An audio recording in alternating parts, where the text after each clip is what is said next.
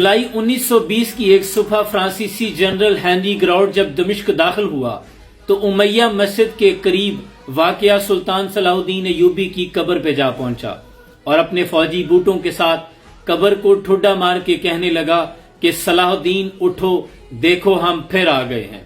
اور اسی قبر کے قریب برطانوی فوج کے کمانڈر ایلن بی نے تلوار لہراتے ہوئے کہا کہ صلیبی جنگیں لڑنے والوں کی خواہشات کی آج تکمیل ہو گئی ہے۔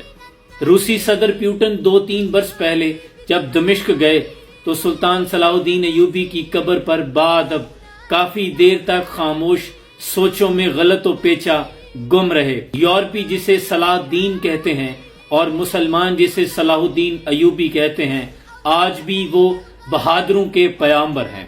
تیغ بہر عزت دین است و بست، مقصد یو حفظ و آئین است و بست۔ یہاں 2-4 سال گزر جانے کے بعد کسی سپہ سالار کو نہیں یاد رکھا جاتا۔ یہ وہ ہمارے اسلاف تھے جن کا نام لے کر آج بھی اہل یورپ کے تاریخ دانوں کی روحیں کانپ جاتی ہیں، لیکن صد افسوس کہ دور حاضر کے مسلمان۔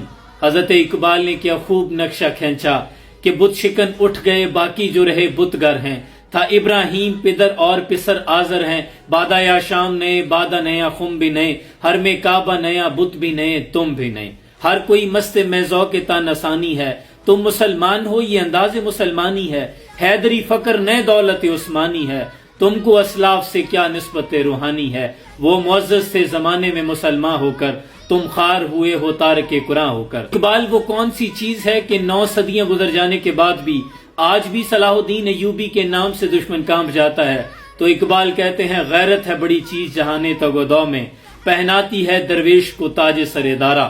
اور تقدیر امم کیا ہے کوئی کہہ نہیں سکتا، مومن کی فراست ہو تو کافی ہے اشارہ۔ سلام پہنچے۔